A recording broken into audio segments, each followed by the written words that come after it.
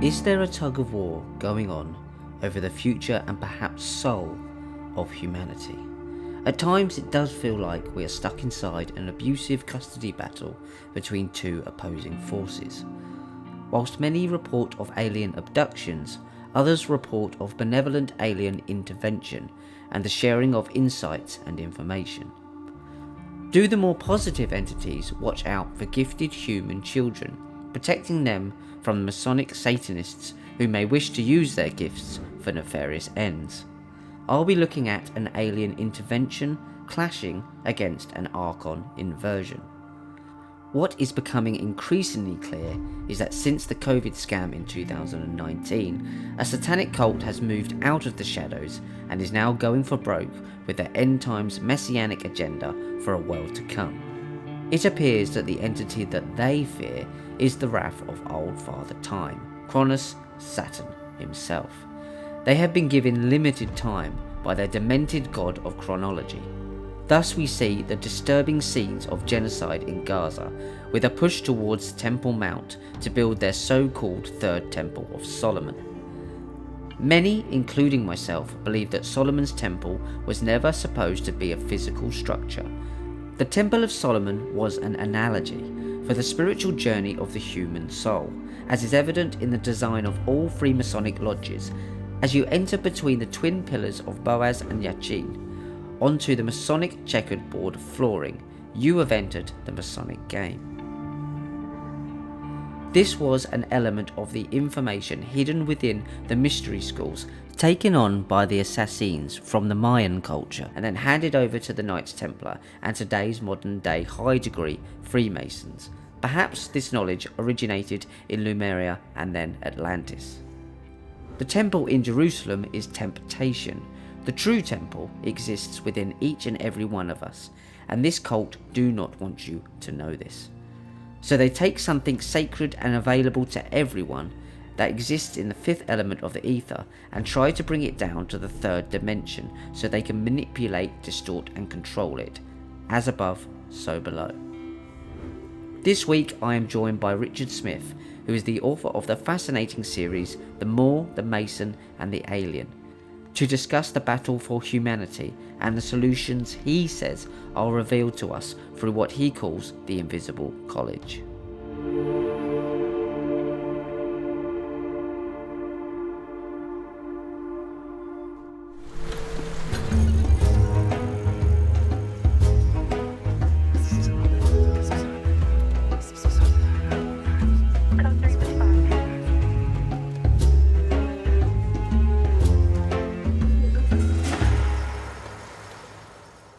Hi guys, welcome to this week's Classified here on Ickonic.com. I'm here with the new guest, Richard Smith. Now, Richard is the author of The Moor, the Mason and the Alien trilogy.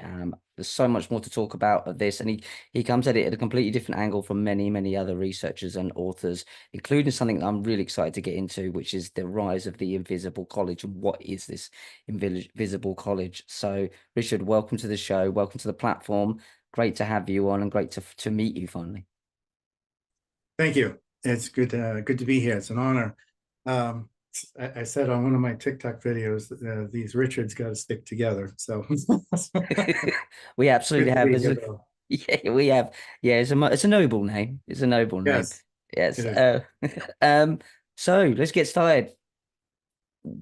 What is your background? I know you're an experiencer yourself, and the genetic part of this, the lineage part of this really fascinates me with your grandmother and your mother. It's just something that's been happening to your family for quite some time. Yes. I am what you might call a third generation experiencer. So is my wife with her family.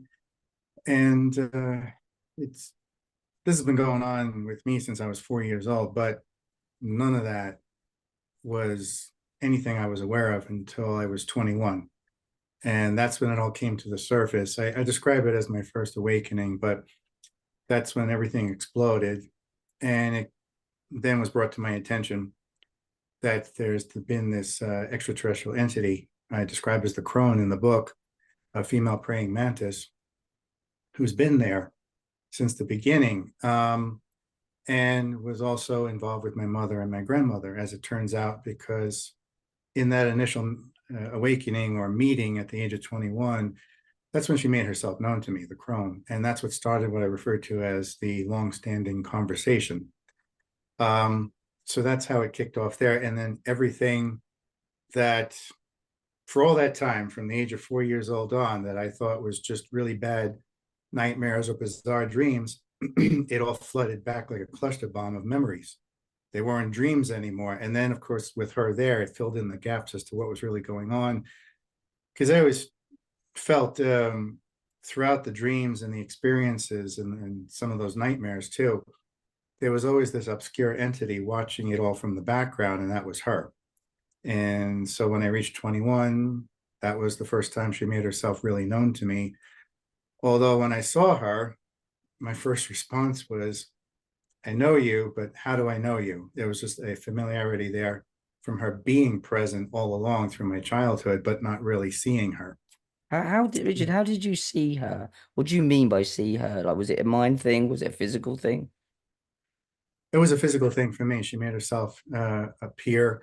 And as far as I was concerned, it was physical. It was right there in the bedroom when it happened. And that's when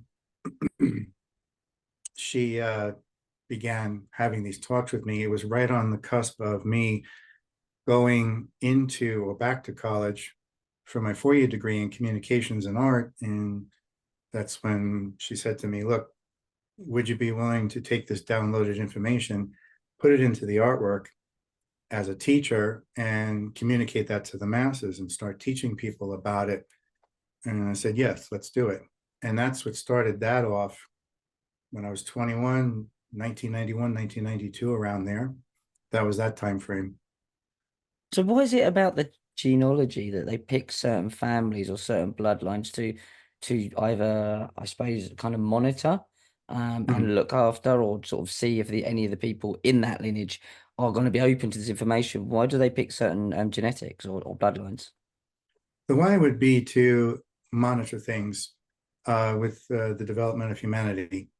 I'm not sure if there's anything more special about my family background than anybody else, but it's a case of you pick a control group, you pick an experimental group, and then you watch how each one goes side by side.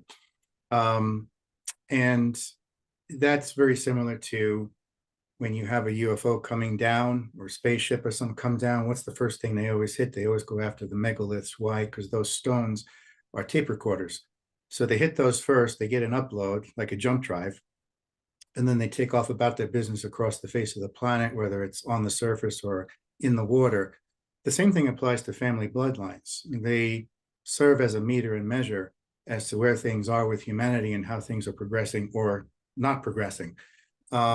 And then there is some intervention that would take place along the way, as subtle as it may be, in the form of having people speak up about it to change the narrative. And this is where certain people start getting picked to come out into the open and talk openly about it. As far as those bloodlines and the history behind it, I often tell people the ancient astronauts or ancient aliens that we talk about from so long ago, well, that's the same alien being you're coming in contact today, because that's how long they can live. So the one that was there at the beginning of your ancestry, so to speak, is now here to meet up with you again. And that's the relationship there through the bloodline, through the generations. So when did this person say they were called the crone, or did you give them that name of this individual's lady, this female? I initially I called her mother, but a more accurate term would be the crone, just because the way she is, a very caring person, but also a very harsh taskmaster in terms of teaching you lessons that you need to learn along the way.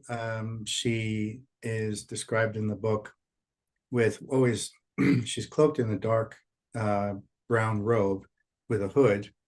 And the robe itself seems to have a mysticism of its own, where I've seen her full body, but that's been on very rare occasions. Most of the time, I see her hands and her face, the majority of her head, and the rest of her is inside the cloak there, because it seems to be the type of thing that she can just float across the floor at times instead of just walking. There seems to be a fluid element to it with a life of its own. But she's very much like what you might find in Native American mythology, as referred to as the crone. In fact, I had someone walk up to me from the audience one day after giving a talk, and they said, the way you describe the characteristics of this crone, it's very much like out of Native American mythology. And that made me think, well, are they one and the same, maybe? Mm. Yeah, it's just saying you go into a lot of that in your work in terms of the Native American mythology and the Moors, and you have a very positive experience there with these beings, don't you? Whereas some people have quite a negative experience, and there's a difference between the alien abductions and intervention. But yours is more of an intervention, you'd say.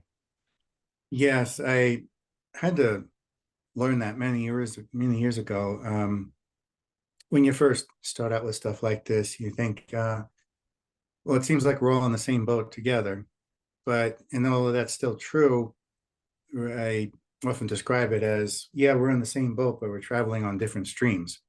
Um, and so I started noticing how these other people I was coming in contact with, and other people who would talk about their experiences, it seemed to be predominantly the narrative of um, being abused, or something that was subhuman characteristic, something that runs parallel to maybe being raped or violated. Okay, that wasn't me. So I'm starting to realize this narrative coming about at the time in the in the 90s and early 2000s. And I started thinking, well, that's not the path I'm on. That's not the experiences I was having. And then, you start feeling like you're the odd man out on that. And then you realize, well, no, there's two different things going on here. And that's what drove me to start realizing there's a missing piece to all this. Because if there are two different stories taking place, and we know what's going on one side to some extent, but we're not too sure about what's happening on the other side, then what is that missing piece? And that became a driving force for me for several years up to 2005, until something landed in front of me. And then I realized, okay, yeah, there is extraterrestrial intervention on one side of it. There's the alien abduction on the other side. And these two things are not the same. So that's where I started realizing where the differences were. And then looking closer at it, got deeper into the history as to where these things diverged long ago, and why this is now manifesting in society today, to the point where I'll tell people, look, there's no disconnect between ancient history and modern times. What's happening today had already happened back then. We're just repeating it today because we didn't learn from that. We were made to forget. But the human mind has a way of looking in the mirror and reminding us of what we forgot. And that's why these things are coming back now.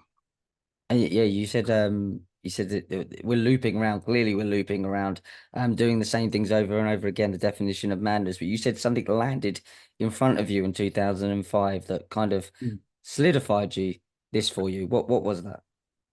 So, one of my longtime friends, Peter Moon, who has written books about the Montauk Project, he's been focusing on Romania, the secret underground base there that has some longstanding ancient tunnels that had really no way of being created from the outside in. So Romania is where his focus has been for the last 10 years. And at a particular meeting one night, this was in 2005, he was already aware of my frustration with the whole predominant narrative in ufology and the conspiracy community and all that. And it's not that it's untrue. It's just like there was a missing piece. And he saw how I was getting more frustrated with the fact that we're missing a big part of the story here that would answer a whole lot of questions and fill in a whole lot of gaps. So I go to one of his monthly meetings at his house, and while everyone else is talking, he says to me, wait here a minute, I have something for you. He goes back to his book library and comes out with this huge book, very thick, and he hands it to me. Um, he says, this belongs to you. He says, I think in time you're going to realize it was always meant for you. And I said, I looked at it, I was like, this book has to be at least $100. You're just giving it to me? He goes, yeah. And do you want it back? He's like, well, it's yours. Keep it. It's meant for you. And I look at it, and the title of it is The Biography of Noble Drew Ali, The Exhuming of a Nation. Big, bright yellow, orange cover. You could see it from a mile away. And it was very dense because it was I guess you'd call the first printing, the first edition. So later on, they refined it a little better, but I still have that original. So everything, long, wide paragraphs, very dense, thick, small text, it was packed. And as soon as I held that, there was something that ran through me like a course of electricity. Something came into me as I looked at the cover. So there was a big change that came over me. I took the book home that night, and for the next few weeks, I just poured through it and read it. And then all of a sudden, I realized, wow, here's the missing piece I've been looking for. This is it. And it's all about the Moorish legacy in relation to a Masonic agenda, in relation to extraterrestrial contact. And this is where you begin to realize the three main pillars that everything comes down to is the Moor, the Mason, and the alien, which is why the books are titled as such. No matter how you slice it and dice it, it comes down to those three main things. And this is the story of our human origins and how it played out and how it's playing out today too, across the face of the earth with the human race and the human condition. Because one of the other driving factors that frustrated me was, you get to a certain point where you realize there's a whole other motivation that has to be there to target the human condition and try to stymie the human potential. You can't just blame it on corporate greed. That's nice on the surface, but there's a motivation behind that too. So what is that? And why is there this just this aggressive, I should say, this aggressive motivation to destroy the human condition from the inside out? I mean, it's the type of thing where the only reason you go that far is because you're afraid of something, and you're afraid of something awakening. The awakening part of it had to do with finding that missing piece with the Moorish legacy and the Temple of Solomon.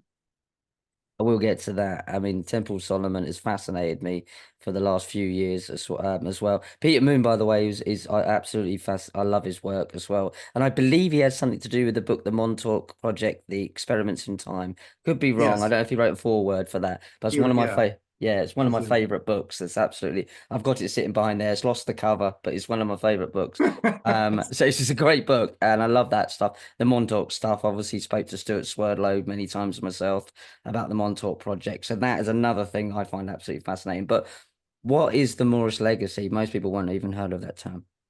Right. Well, that's the other reason why I put that word first in the title, because that was the least known, and I wanted to be the first that people saw, because the other two people were a little more familiar with. So the Moorish legacy represents that ancient civilization, more so a spiritual movement, what I've often called the global revolution or the spiritual insurrection or the grand awakening.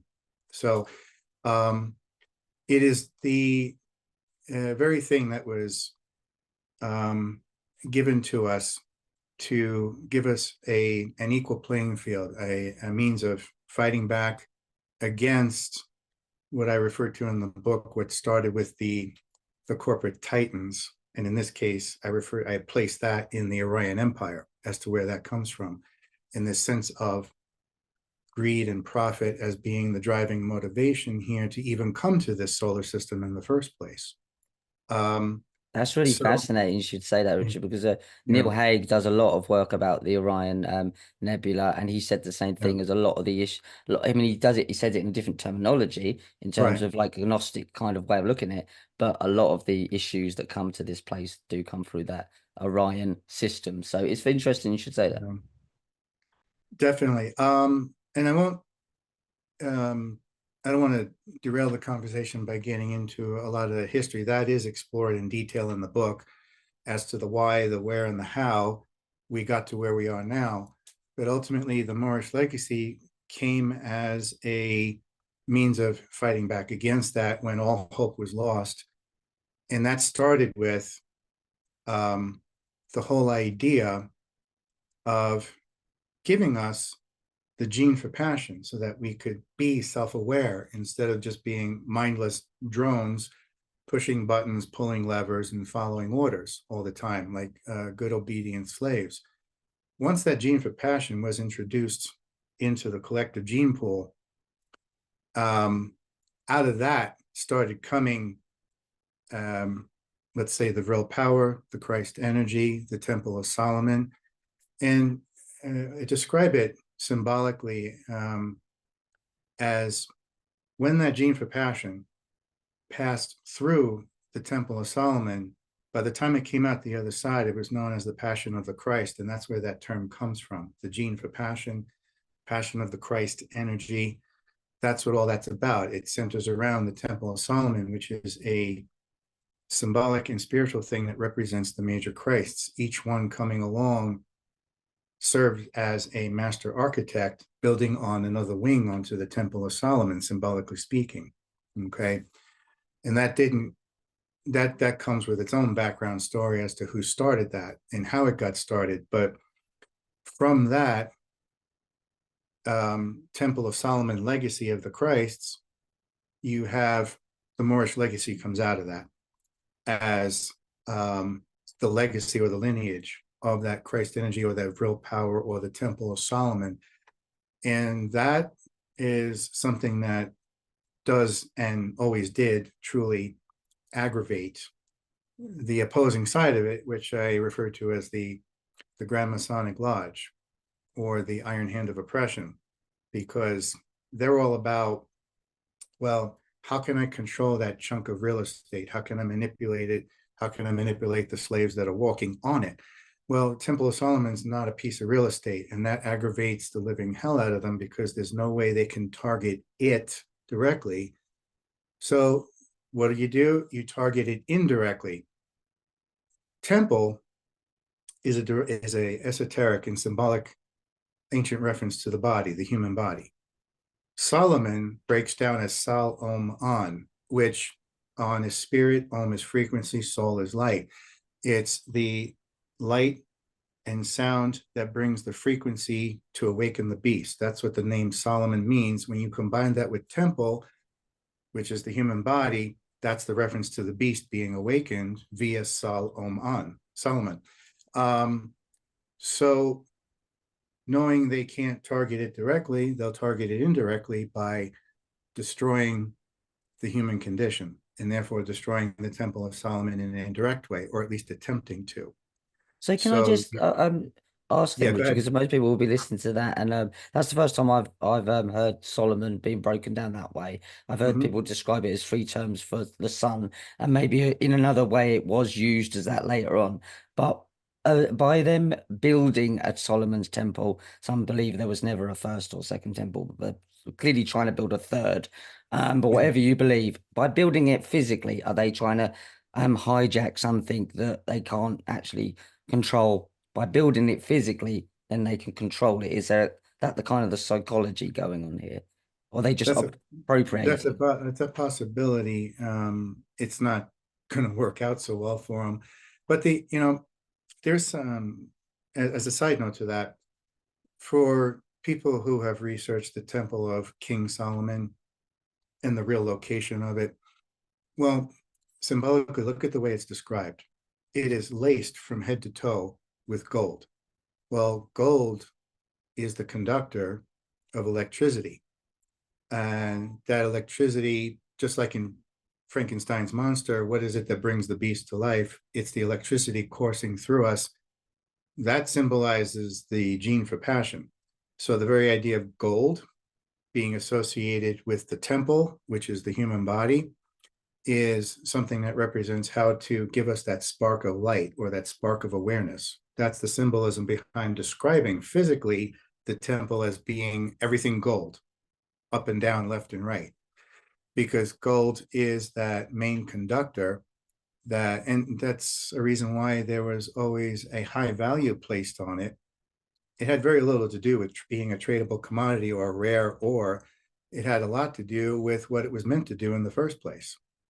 So Um, when the stories of the Anunnaki coming to this planet and mining for gold, is that the analogy we're looking at here? They're looking for the kind of spark of creativity or whatever gives us this energy and power, maybe that this other beings don't have. Is there some more to that story as an analogy? that that's definitely one layer of the symbolism to look at there, aside from them just physically needing it for what they transmuted it into when they took it back.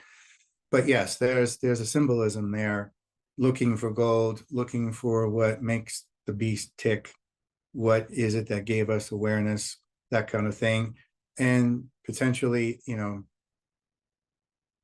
how are we using it on the good side, and on the bad side, how do we manipulate it? Can we manipulate it? And if we can't, then how do we destroy it? So then we've got the Moors seem to be, for want of a better term, the good guys, and I know there's far more. We could talk about the people, the sun-kissed color of who, and that sort of side of things, but we're looking at the Masons. So what are we looking at there with that term? That began as a backlash to the Moorish legacy. I get into the details on that, where throughout all of this, whether it's the Empire of Orion or the power structure here on Earth that came from it by extension, you're always going to have a two-party system, okay, in everything. It's in every aspect of our culture.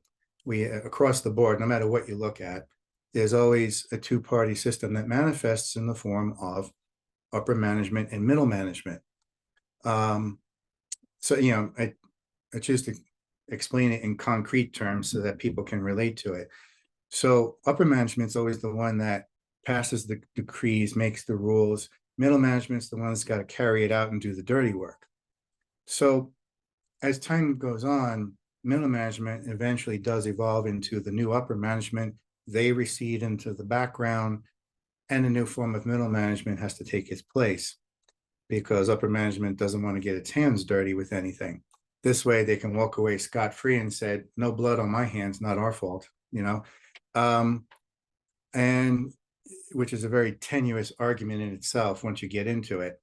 But so middles management was invented along the way here on Earth as a means of controlling or manipulating or targeting the Vril power, the Temple of Solomon, the Moorish legacy, or the Christ energy.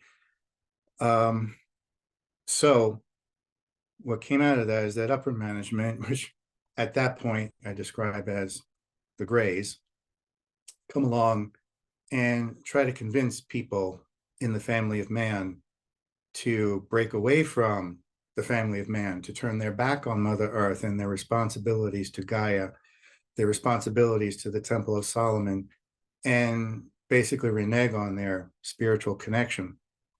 And they made a lot of inflated promises to them. Like, you come with us, you will show you how to use all these fantastic trinkets we have. We'll put you at the top of the pyramid will make you all powerful. But here's the trade-off. This is where you seal the deal. This is what sends everything into a downward spiral. In order to have access to all that, you must be obedient to us. And from here on, all of your offspring and generations after that also belong to us for us to experiment on and do with as we please. So herein lies the official beginning of the alien abduction phenomena in that sense, is that agreement that sucker punched the human race for those of us that were dumb enough to buy into it in our ancestry. And ultimately, that group that broke away from the family of man, they so badly wanted to be like their new masters that they engaged in all sorts of abuses with the technology to the point where they ended up bleeding the color right out of their skin. And there's the beginning of the European pale skin at that point.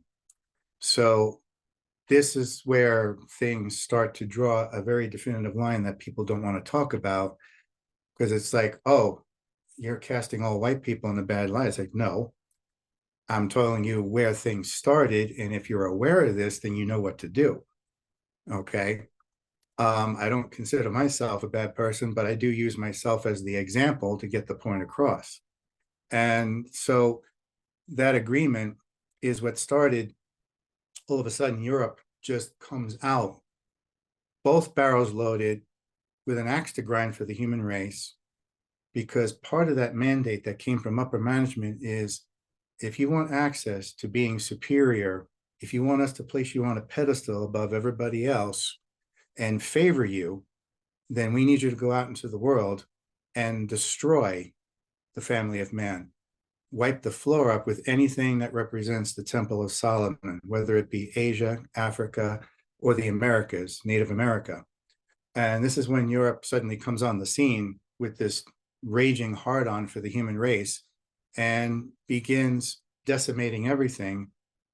A prime example of that, which most people are aware of today, is that first meeting in the Caribbean with the Taino and the Arawak with Christopher Columbus and his brother, the Columbus brothers. As sadistic as they were, that is a prime example of that. They're famous for just the psychology that came out of that. They'll make good slaves. Yeah, well, I know where that mentality came from. It came from the Greys. So out of that came the decimation of the clan mothers, who were originally the core root of every society, both in the Eastern and Western hemisphere. Well, they didn't like that either, because one of the things that the Greys fear the most and can't go head to head with is the real power of the female principle and the feminine goddess energy. They can't go after that. So what did they do? And not only is this the beginning of racial division, but it's also the beginning of sexual or gender division too, because then the women were targeted as an enemy of the state. And if you can't go after them directly, once again, just like the Temple of Solomon, you'll go after them indirectly. And the Greys looked at the male and looked at the female and realized the male is easier to manipulate. We'll use him as the bludgeoning tool. And then this is when we took our tools, raised them above our head, and turned them into weapons, and struck fear into our women, who represented the foundation of our society. All of that real power, all of that psychic energy was now forced to its knees in fear. And women lost connection with their history, and they were made subservient second-class citizens. And then nobody was equal. And we can see Okay. this in some of the ancient mythologies or ancient stories, that the women, the queens, the princesses, were held of much more higher regard than the men Yeah, back in them days. And that's something that's across the board, isn't it? yeah. So and that's why I say, the Egypt was founded on a matriarchy first, before the Greys came along and tried to infiltrate the high priesthood. The clan mothers in the Western Hemisphere were the apex of everything about deciding who gets what land. In fact, they had a relationship with the Eastern Hemisphere. There was direct contact there. There was no division, just because there's an ocean there. They had the ability to get across the ocean, much to our surprise. And so when that was targeted, the clan mothers were destroyed. The matriarchy was then replaced by a patriarchal narrative in Egypt. And I'll give you a prime example of that. Certain archaeologists will look at a particular reference to a male and female sculpture, where the female is standing in the back of the male with her hand on his shoulder. Now, of course, the chauvinist mentality would say, see, that means the man came first. But in reality, that's not what it means at all. It just meant that the woman made the decision to choose him as her partner, and she's presenting him to everyone and saying, this is the one I chose. And we have this in the Adam and Eve story, don't we? Obviously, Eve came from the rib of Adam. I mean, that's Yeah. quite another version of that. Although that's totally disregarding his first wife, Lilith, who seems to have just disappeared out of the story Right. as well. So yeah, let's get rid of that bit. Woman, don't worry about that one. But yeah, it's evident elsewhere, isn't it? Yes. And then of course you bring up a good point. That whole ridiculous agenda to twist the story and make someone like Eve look like the spawn of evil, or blame everything to turn Mary Magdalene into a street whore, which she was anything but that. Okay, she was a very well-established woman with political connections. She's the political power that protected Jesus in the same way that the Queen protected Nostradamus. The Invisible College. Now, this absolutely Yes. fascinates me. As someone has a degree in film and TV production, I'm not just saying but because I wanted to be a film director in the classical Oh, sense. okay. But then found out the industry is obviously a satanic a replication of somewhere in Nemi in Rome. I was like, I don't really fancy going into that industry. But the Invisible College part of it is absolutely fascinating. So what do you mean by the Invisible College? Well, for me, the way I talk about it in the book is that it's actually laced throughout the whole trilogy, all three books. But I had this all planned out in my head since 2015 as to how I was going to lay out all three books. The first two would be the why, the how, and the what, laying the foundation, with covering the bases on etymology and linguistics, where our words came from, and the history, the economics, where things were going. But throughout those two books, I'm also lacing in things about the Invisible College, which it was just happening by itself. When I sat down to write the third book, which focused right on it, the first two books had already primed people for what was coming in the third one. When I went back and scoured through the manuscripts of the first and second book, I didn't realize I had a boatload of references to the Invisible College in the first two books already. I didn't realize I had that many in there. So that made me feel even better about jumping into the third one, because it's like, okay, they'll be familiar with the term. They understand where I'm coming from. Now let's dive into it as to what it is. So the Invisible College is something that is it. I mainly focus on film, not because other art forms or other forms of expression aren't contributing to it. It's just that, truth be told, film is king. That's what's going to reach the mass audience. Let's just be real about it, okay? And I even write in the book, I said, I know I'm saying this as the author writing a book, but that's the point I'm making. Film is king, even more so than this book I'm writing. So, um, and it starts before it became the film industry, before it became on screen television, the big screen film, okay? It started out long ago as our ancient illuminated manuscript, that which courses through the cellular and racial memory of our human origins, generation after generation, right on up to today. That hidden knowledge, that story, our origin story, that we've lost, but it's still there, right beneath the surface, if we take a look at it. Are we talking, Richard, about archetypes here? Is that a big part of it? Archetypes. Um, yeah, the archetypes of stories, the classical stories. They say there's only so many stories, there's only so many characters, really, Right. and it's obviously the young archetype bit. it I would would get assume it'd into part that. of it. Yeah. It would be connected to that too. So I point out that there's a reason why there was a massive renaissance in the film industry starting in the 1970s. There's a whole explosion there with directors like Spielberg and Lucas. And then right after that, you have Ridley Scott and James Cameron taking it even further with Lucas and Spielberg and Francis Ford Coppola. So you look at that and you realize, okay, that was like someone brought down the hammer, and there was this huge division between what came before and then what came after. And granted, you had your special exceptions like 2001 or Serpico or things like that, but still, all in all, the dividing point was the 70s. Okay. And then you go from there. Through the 80s, it continued on. But what was eventually going to come out of that starts off with the Star Trek franchise with Gene Roddenberry, in that the ancient illuminated manuscript was being taken and put on the screen. Now, Lucas was all about human origin and ancient history.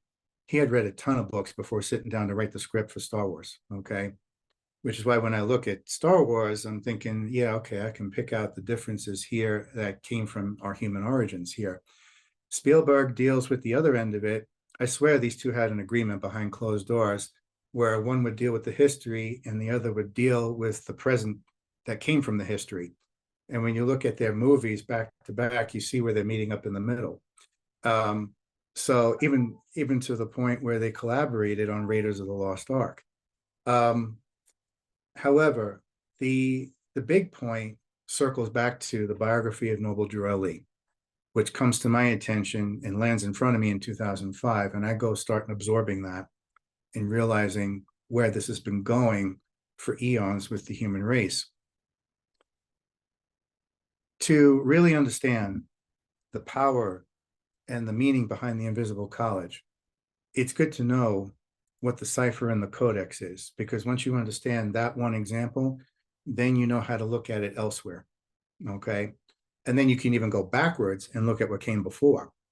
But the pronounced example, the epitome of it all, has always been Star Trek Deep Space Nine, for various reasons of symbolism that were laced into that series that comes straight from our history on this planet with the Moorish legacy, the Masonic agenda, and extraterrestrial intervention, which divides itself along two margins. And so I'm reading through the book. I'm thinking about Star Trek Deep Space Nine, which I watched loyally from beginning to end twice. And all of a sudden I start realizing, wait a minute, Star Trek Deep Space Nine is the Moorish legacy. And there's often been rumors from the 60s that Star Trek Deep Space Nine was supposed to be the original series, but that was never going to fly. Having a black captain at the helm in the 60s, you couldn't even get a woman to stay on the deck unless she was a communications officer and wasn't first in command. And I have a whole story about what happened with that with Nigel Barrett. But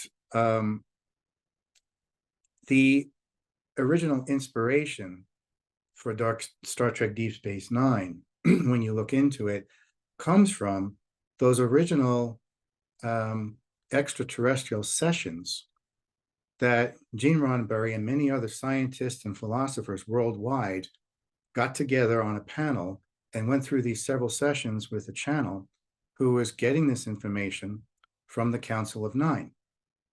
There's that number 9 again.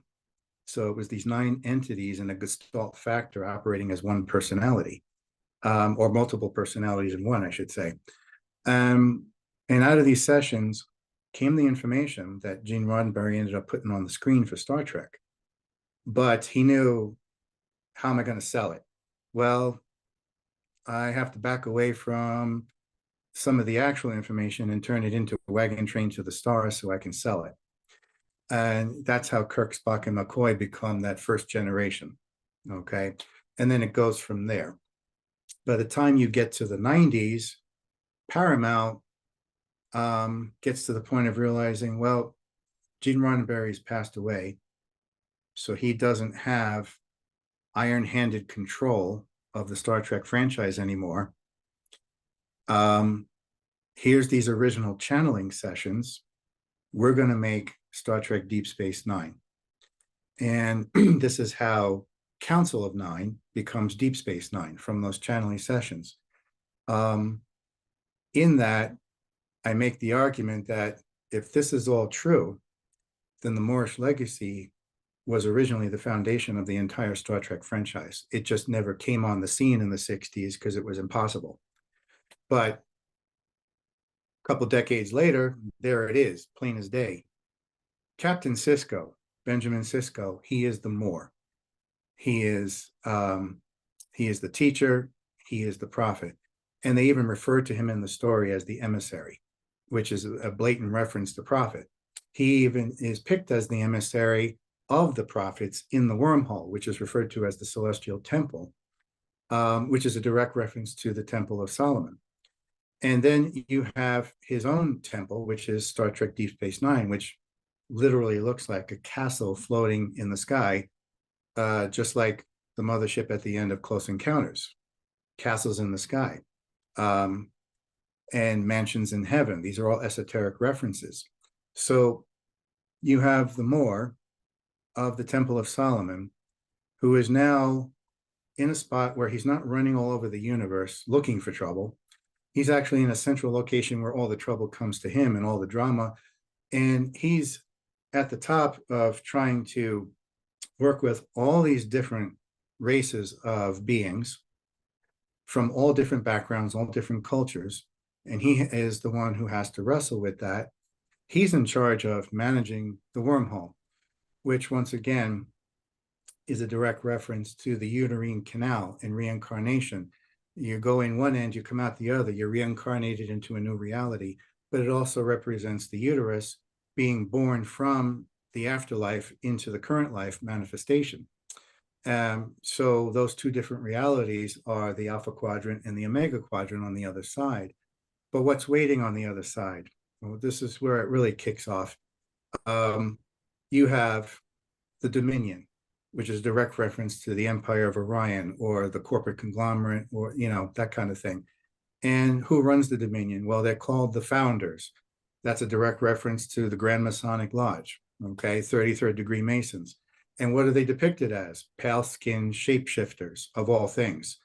A direct reference to the elite of the reptilian queens, the elite of the Canis feudal lords, and the Chetu regime, or the Greys, as I describe them in the book. These founders, these shapeshifters, have their own middle management lackeys, the Vorta, which are also pale skin and genetically modified from the bottom of the test tube, and the Jem'Hadar, their warrior class, also genetically enhanced. And they come raging through the wormhole. Now, the wormhole already has a relationship with the emissary, the Moor. The prophets favor him. They communicate with him throughout the series all the time. So it's a holy place, even though in reality, okay, it's a wormhole, but it's also in the history of Bajor, which is Earth, okay? And there's even one key point when Sisko's talking to an admiral, he tells the admiral, I've been here so long, I feel like I belong here, meaning to Bajor. And he says, one of these days, I'm going to go down there and build a house, which is extraterrestrial intervention, bringing the Temple of Solomon to Earth, because Bajor looks exactly like Earth. It's Earth 2. Are they talking about the Temple of Solomon in a physical building? Are they talking about bringing back the understanding of what the temple is supposed to represent? I think it's more of a symbolic thing. Like, he really does want to live there when he retires, but there's that symbolism of him saying that and what he represents throughout the whole series. And he wants to do it with his son. So then there's that legacy being passed on to the son as well, which comes in later on in the Invisible College as I progress through the decades. So what comes through the wormhole is the Dominion. And when they come rampaging through the wormhole, they are basically raping and molesting the uterine canal. They're raping the woman. They're raping the female principal. No regard, no respect whatsoever. They just want to come through and take over in a very devious manner, like the shadow government or the Chetu regime, the Greys operating in the background. So you have this pale skin corporation going up against the dark skinned Christ, the Temple of Solomon. You have the Dominion going up against Deep Space Nine. So the Jem'Hadar, the warrior class, they are controlled and manipulated by a very special white liquid, a missing enzyme that was intentionally taken out of their anatomy to control them. And if they don't get it, then they go into convulsions and die. So they have to remain obedient to their masters with that white liquid. Otherwise, they won't get it. That infusion of white liquid is drug addiction, which represents heroin or cocaine. It's a direct reference to the COINTEL programs of the 70s, where you had this very white Masonic upper management known as the FBI at the time, working in collusion with a dark-skinned mafia representing the Black Mason. And they were put in charge of doing the dirty work as middle management to bring the drugs into the Black community to try and decimate what the Black Panthers were accomplishing at the time in their communities with educating their people. FBI didn't like that. They didn't want to get their hands dirty, so they used the mafia as middle management. It's the same symbolism here. That drug addiction is what's represented by the Ketracel white, the thing that controls the Jem'Hadar. And so they're very much representative of what happened to the Black community and how drugs got originally introduced on purpose when they weren't there in the first place. And we all know that how the Vatican and the Catholic Church have a deep connection with the mob and with the gangs of New York, and that's quite obvious. JFK found out about that, or he knew about that because he was the first Catholic president and knew very well about that, and said he was going to try and keep the Catholic Church and state separate, and he soon found out that that wasn't going to happen. And then we have Clinton later on, clearly opening up the doors for the drugs to come into the US as well. So yeah, he completely. It's amazing how they. So by the invisible church, I'm sorry, the invisible college, you're kind of saying that through films they're trying to release this information and tell you about these things in a Right. way that only if you have the understanding that you're going to find out about it. That's why I start off with Deep Space Nine too, and I get into detail laying down the foundation of all the symbolisms, and then I go from there into other key examples like the Lethal Weapon franchise or the Matrix franchise or movies like Event Horizon. It just, and I bookend it from Star Trek Deep Space Nine right on up to the Black Panther movies and bring it up to that. And the whole thing about the son, Jake, Cisco's son in the series. In the very last episode, where you have the dark-skinned Christ, Cisco, going up against the pale-skinned demon, which is a Cardassian reptilian, and they both go diving into the fire pits. What you see later on is that the prophets take him and bring him into the wormhole, into the celestial temple as one of them now. He's not in physical form, but he can come back. And Jake, his son, is now on Deep Space Nine. And he's asked, well, what are you going to do now? He says, I'm going to stay here and I'm going to wait for my father to come back. I know he's coming back, which is his way of saying, I'm going to stay here and protect the Temple of Solomon and wait for him to return. And when you get as far into it as Black Panther, you find out the main character, T'Challa, Black Panther, he is that grown-up son. He is that Jake taking over where Cisco left off. Wakanda becomes Deep Space Nine because it becomes that central focus. It becomes the Temple of Solomon in the Marvel movies. And I even explain why that's important and where certain things fell down between a couple of franchises compared to where Marvel got their act together and did it the right way. Well, the question I bring up in the book is, wouldn't it be interesting if Wakanda had existed at the time of the Cold War? What would Wakanda have accomplished then to bring that to an end right away? But then I point out, okay, so that's a fantasy. Wakanda never existed, but the Invisible College did. And what did the Invisible College do to bring the Cold War to an end? And then I get into that example as to how the Invisible College can be used as an effective tool to change world events for the better, because the crone had shown me some other realities where things didn't go so well, and it's pretty bad for the human race. And I was like, no, we don't want that. So when I started researching the Invisible College, I realized during that time frame of the 80s, 83, okay, this is when two movies came on the scene as a dual campaign. The general public didn't know it was being used as a dual campaign, but unconsciously in the back of their mind, I'm sure it was there. And one was War Games, and the other was The Day After.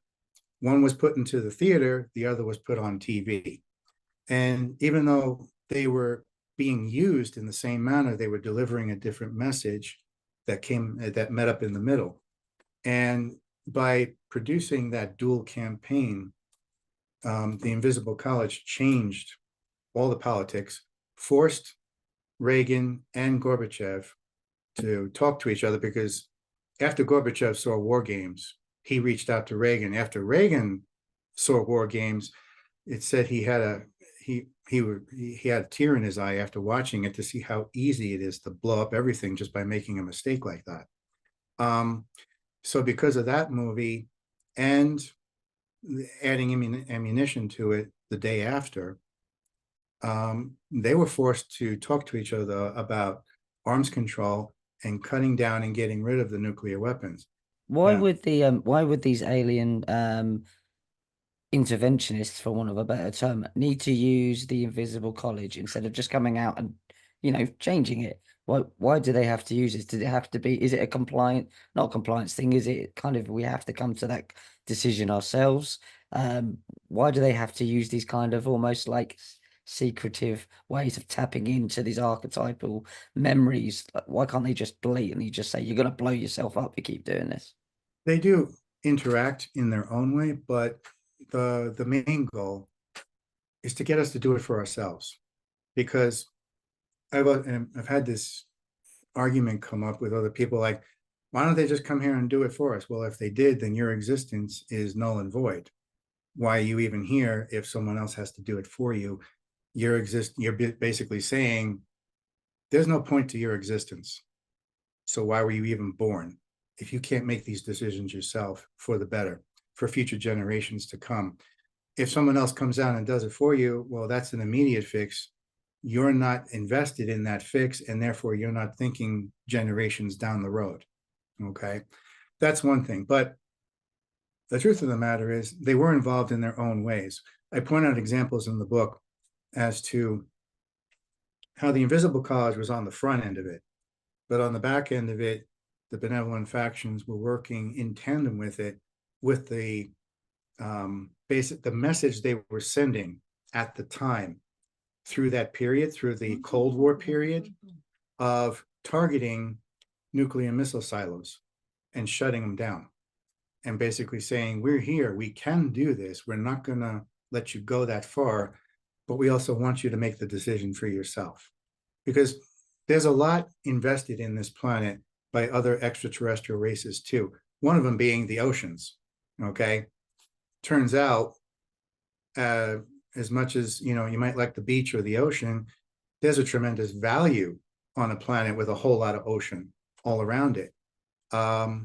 So and it's when you compare that to the history of Mars, how they lost their atmosphere, you realize how precious us having the oceans here is. The only reason Mars doesn't look like Earth is because the atmosphere wasn't thick enough, and it kept the solar wind of the sun kept stripping off layer and after layer after layer until there was no atmosphere left, and then there goes the water, gone. So Mars couldn't hold on to a proper atmosphere, and maybe that part of that might have come from the way it was decimated in the past.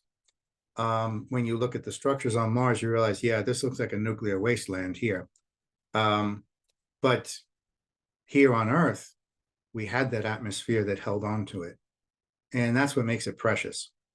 And this is the value that the benevolent factions place on it.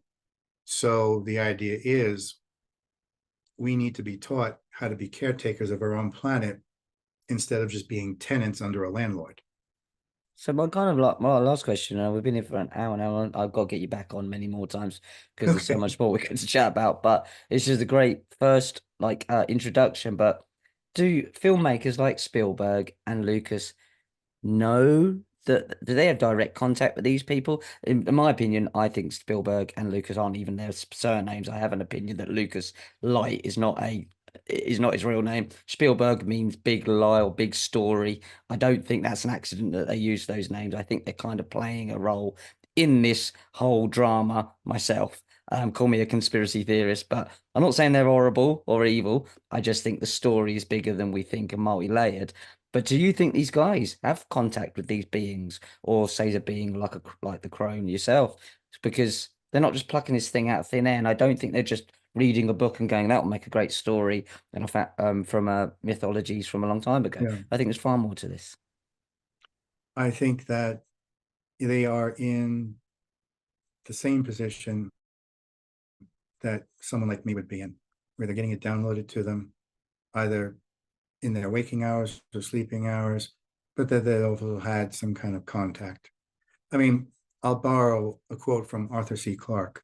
He was asked, how do you come up with all these stories that really hit the heart and soul, because it centers around the human condition every time, granted it's out in space, but by the time you're done really reading it, you feel like you've lived the story. And he said in answer to that question, I get my stories from a source that comes from elsewhere. And he just left it at that. So, that leaves it open-ended to interpret. But I look at that as the same answer you might find for Lucas and Spielberg and Cameron, Ridley Scott, the rest of them, as far as what they're putting on the screen there. Ridley Scott, he produces the alternate narrative on purpose, that dystopian perspective that says, look, you might go in this direction if you make a wrong turn. Here's what's waiting for you. Blade Runner, Alien. Okay, so all great stories, but they're scary not in the sense of being scary. They're scary in the sense that they're reminding us something in our cellular and racial memory of what had been. Then again, Lucas and Spielberg are doing the same thing.